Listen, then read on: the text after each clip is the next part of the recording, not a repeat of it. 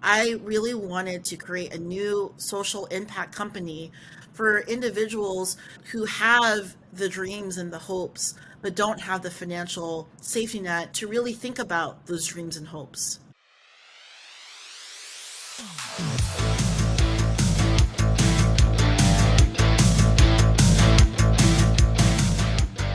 Welcome to Builders of the X, where after their first year of building in Web3, founders will discuss both their learnings and their vision for the future. Today we'll be hearing from the founding team at 𝗕𝗡𝗧, who cite both the Amish and Mr. Rogers as strong influences on this project. Hope you enjoy hearing how they are reimagining physical neighborhoods, and yes, we're talking IRL, not metaverse. But I'll let them explain. The first member of the 𝗕𝗡𝗧 team you will hear from will be Char, followed by Luke, and later Jess will share about working on the visuals for the project. Enjoy. 𝗕𝗡𝗧 is reimagining the future of neighborhoods across cities around the world. We believe that the problem for solving affordable housing is very complex, and the current systems are not really solving affordable housing at all. Luke and I, we actually met at Burning Man. I don't know if you have been to Burning Man before, but it's pretty awe-inspiring to see a whole city being built and burnt in 9 days. And I think a lot of our conversation led to how do we sustainably solve this big issue of human inequality, which is then causing homelessness, housing inaffordability, and a flywheel of unsustainable kind of impacts across cities all over the world. Because we don't just see it in California, we're starting to see this in Mexico City, we're seeing this in Lisbon, Portugal, it's everywhere, right? My passion for solving this actually starts from my parents. I wasn't born in America, I was born in the Philippines. My dad was in the Navy, and that brought us to the US.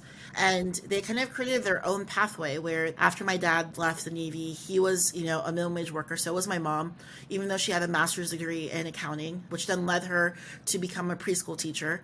And with their $40,000 a year salary at the time, they were able to buy real estate, which then led them in being a 𝗕𝗓𝗧, which is a privatized affordable housing landlord, to then own 10 buildings across LA County. That type of story is not feasible today, where you could be a minimum wage worker, find a way through the financial system to then be a landlord. It's not possible.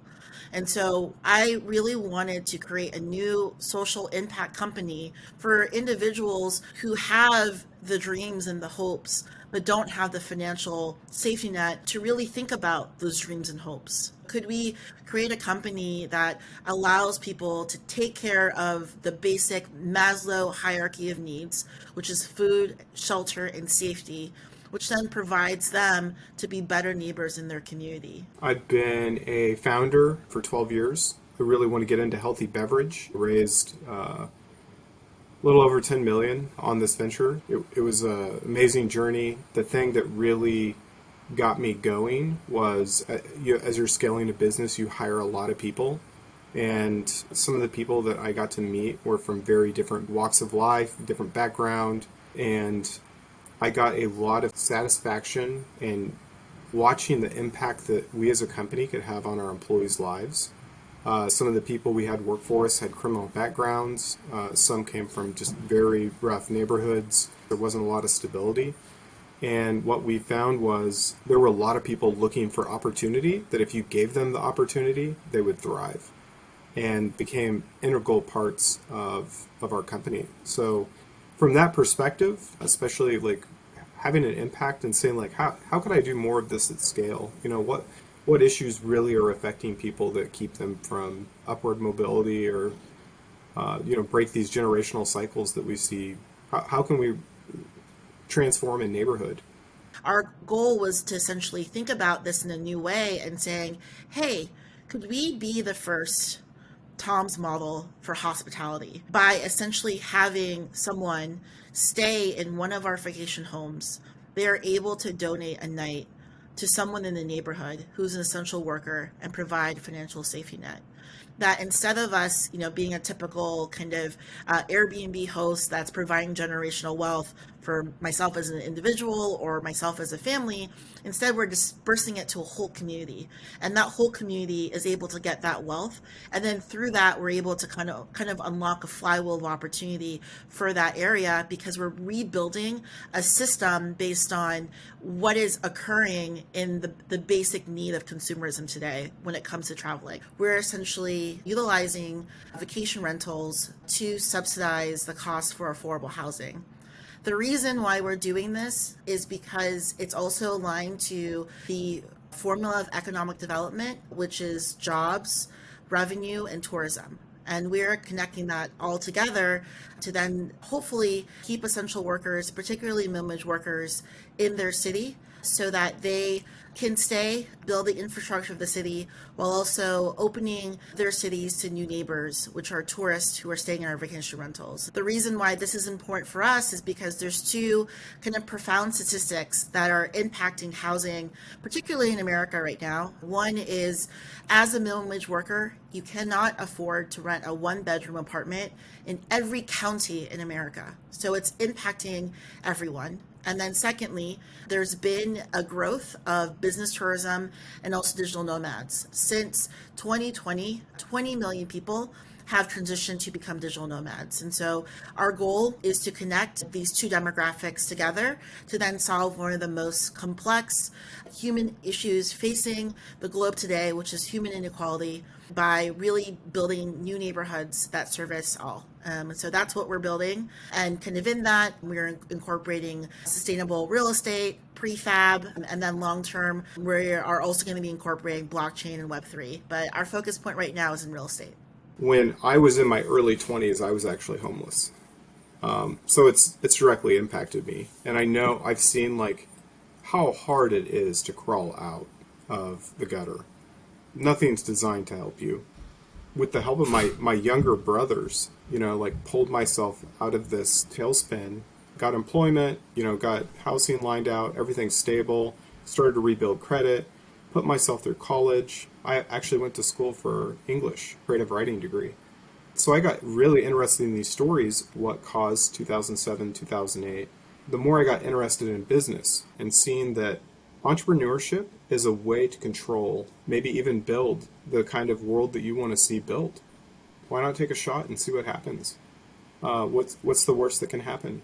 And I found out I was really good at it. Because a lot of entrepreneurship comes down to communication, right? Can you effectively communicate to investors? Can you effectively communicate to your customers, to your employees?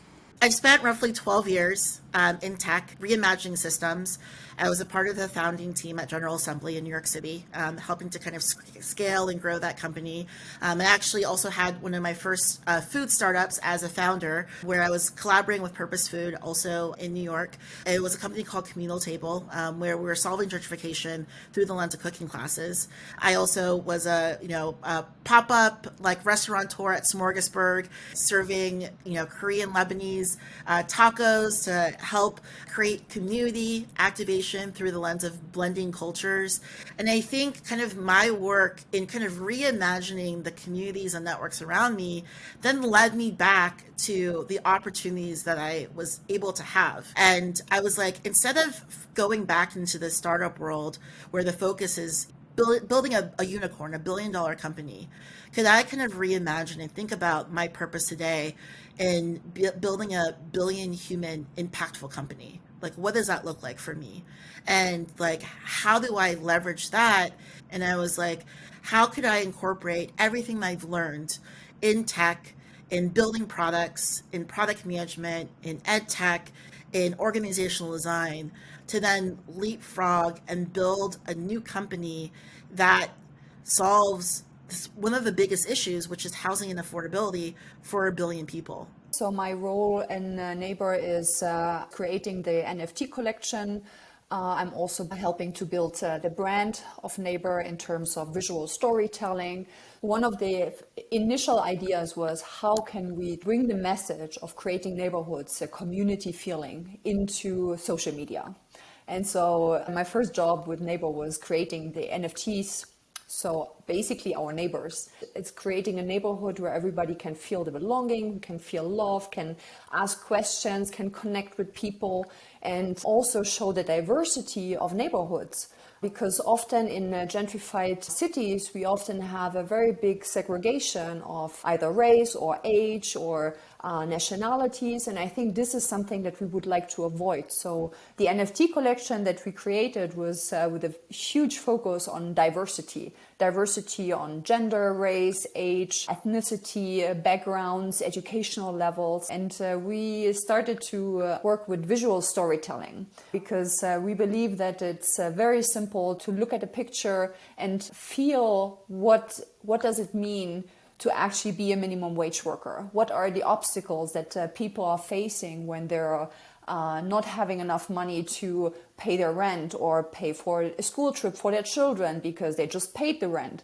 So I think this is something that we would like to emphasize and to show the injustice, to make the injustice visible, as Gandhi said, is to bring the stories alive. And also we hope that we can transmit the idea of creating a community feeling for our neighborhoods that we are going to build so that everybody feels like invited. I think that's very important, to feel love and belonging. What's really funny is a lot of our initial conversations about the neighborhood were actually inspired by Mr. Rogers. He's definitely one of my kind of mentors in terms of who has changed the landscape of diversity and inclusion. I don't know if you have seen a lot of his shows as an adult, but there was a lot of deep topics in regards to race in his show and him being able to kind of showcase that in a very accessible way. And so what's really great about our project and what Jess has kind of pioneered through our brand is really creating a neighborhood that resonates for everyone, which is what we're trying to create, because in the landscape of traditional gentrification, there's displacement. In the landscape of how we're trying to define the new way of gentrification, it's about connection and creating wealth that is created by all and also sustained by all. And so that's also why we are a hospitality company that's also leveraging, Web3 kind of long-term in terms of our project, because we also believe in the power of Web3 in creating sustainable technologies, but also sustainable communities. One of our inspirational references is actually from the Amish community. They've incorporated something called barn raising. And so whenever they're building a new building, they build it together. And what's really amazing about the Amish community is if you're thinking about it from an economic development perspective, I used to live in New York City, and there would be a lot of Amish markets. They would sell dairy, they would sell cheese, etc., right? But they would also have their own sustainable community. And they would focus on building together, but also continuing to find various ways of driving wealth back into the community. And so when we're thinking about neighbor, is we are kind of thinking about it in terms of like a two-pronged approach, which is one, instead of, a minimum wage worker relying on the government, they're relying on their community members, and that is creating sustainable ways for them to find a financial safety net. And so that's kind of what we're thinking about community is, could we utilize housing as a platform that changes the way in which people connect, and then through that inspire kind of a new set of values and being that makes the city itself better. When you're kind of thinking about the brand of how do you make your company and what you're building very digestible, and then how are you also reimagining a system that then bridges a new way of thinking, right? The way that we were kind of thinking about housing, right, is if you think about homelessness, you think about it in a few ways. One is, you think about the encampments, you think about shelters, and you think of the lack of housing and inaffordable housing, right? And if we were supposed to create a place in terms of connections and reimagining systems where people are willing to help each other, and I think what we're trying to connect in making our brand a hospitality company is when you go to a Four Seasons, when you go to a Marriott, you're all in this brand. You're all experiencing the impact and the identity of this brand. And so whether or not someone is staying in our vacation rentals or our long-term housing, they're all members of the neighborhood and they all are experiencing the brand. And that was really important for us. We didn't want to distinct the long-term rentals to the vacation rentals. We are going to be creating operations that are standard for both of our types of housing, because it's really important that it's connective. And the reason we have this is, I'll give you another example. In New Orleans, they're actually trying to protest against Airbnbs. The reason being is because they see Airbnbs as a displacement vehicle for local residents. And we really want to be cautious, because we are reimagining the definition of gentrification, where instead, because of our vacation rentals, we're able to build more affordable housing and ensure that more local residents can stay.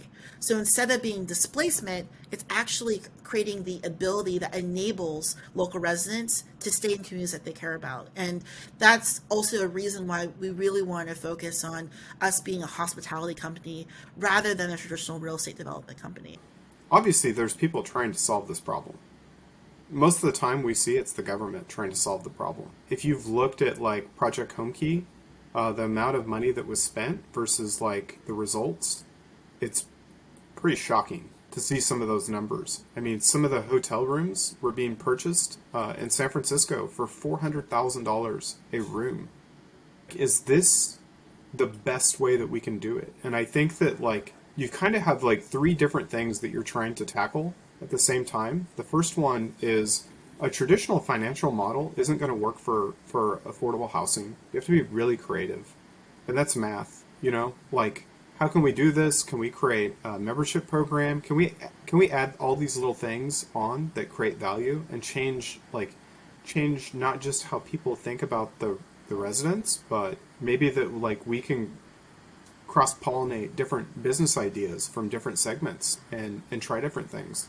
I think that it just takes imagination and a lot of willpower to create this. Like at some point, I think that if we position ourselves long-term to really be a player in affordable housing and have an impact and be the kind of leader that we think that we can be in this industry, eventually what's going to happen is like new technologies are going to spring up around affordable housing.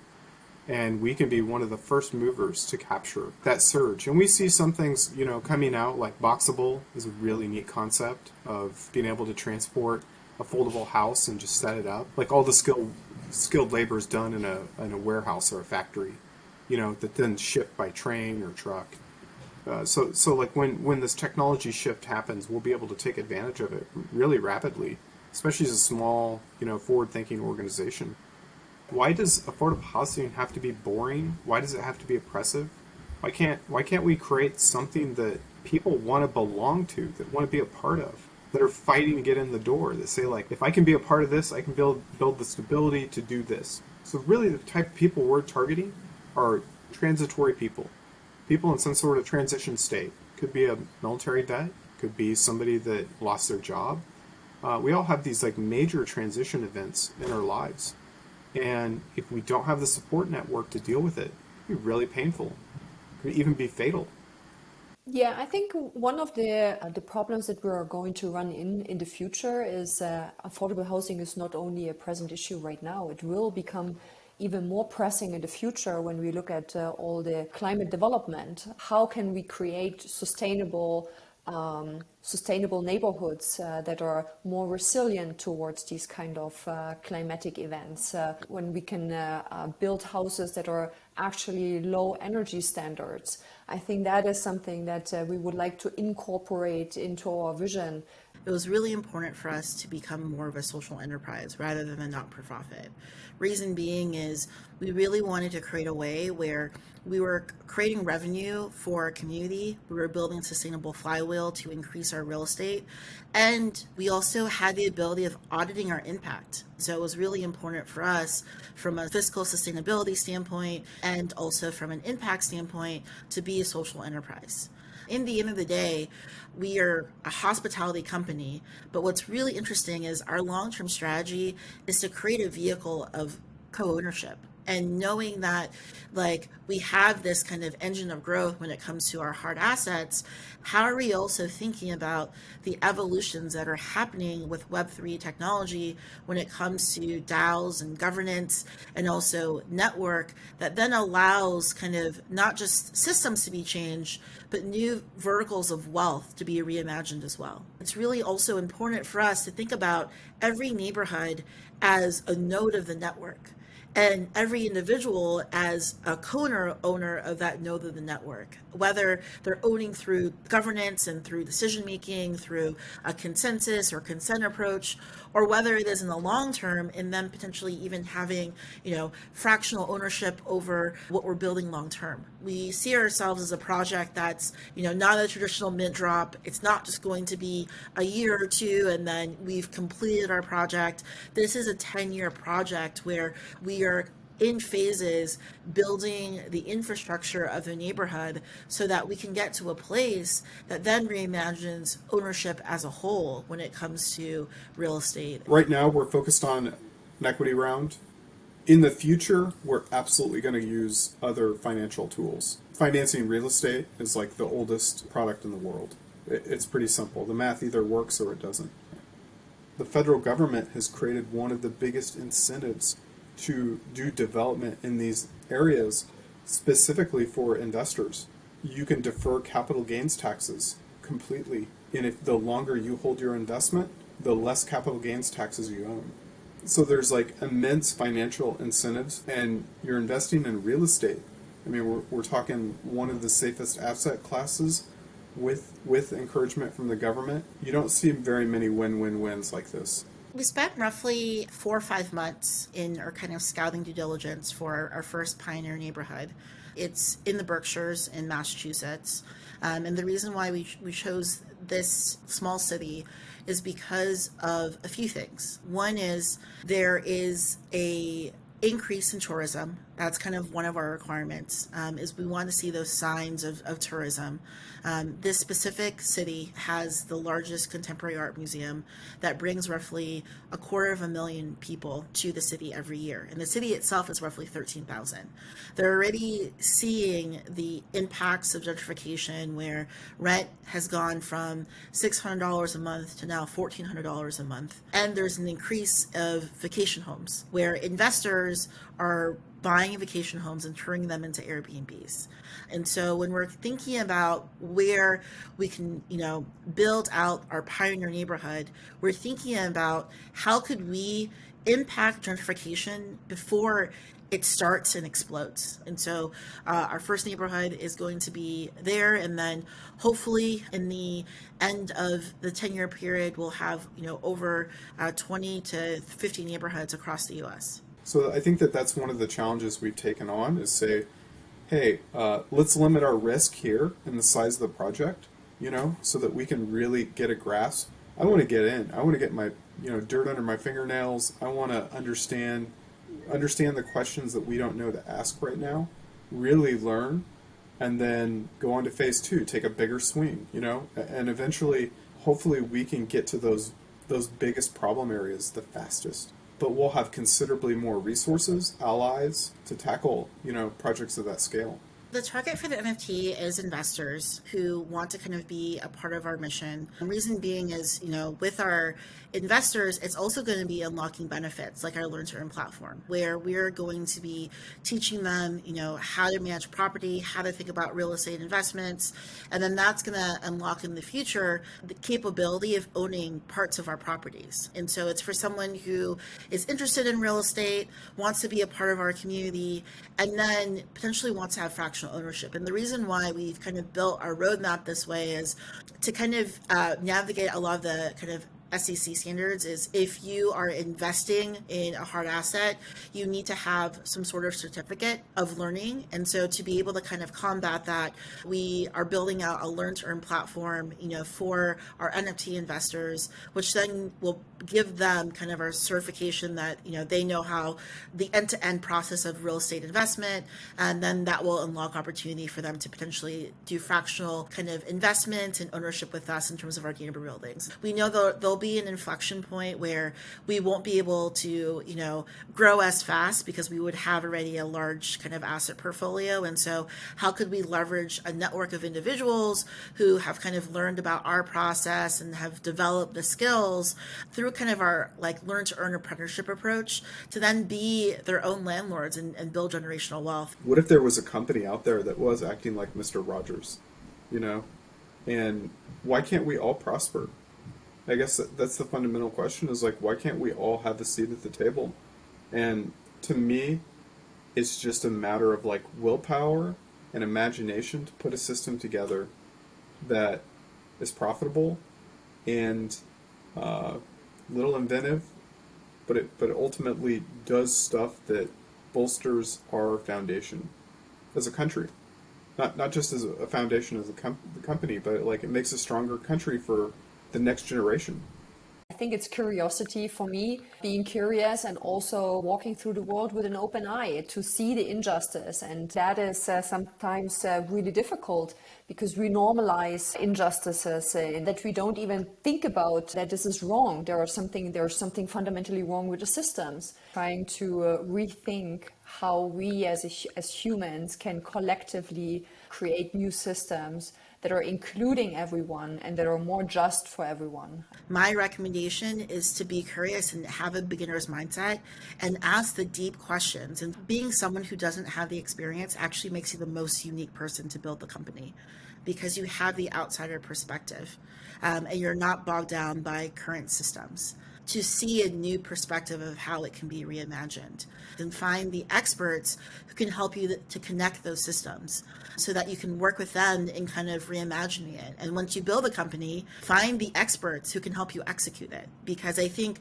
when we're thinking about founders, the most successful founders are those who are humble and those who know that they're not the expert in the room, but have created a room of experts who can help them change the landscape of the industry that they're hoping to reimagine. And so don't be afraid if you're not the smartest person. Actually be excited that you're not, knowing that you have a group of people who believe in your vision and are willing to work with you in seeing the world that you all want to create together. Hope you enjoyed hearing from the founding team of 𝗕𝗡r. You can follow along with their journey on Twitter at @BeMyNeighborNFT. If you resonate with the vision, I encourage you to reach out to them and figure out how you can get involved.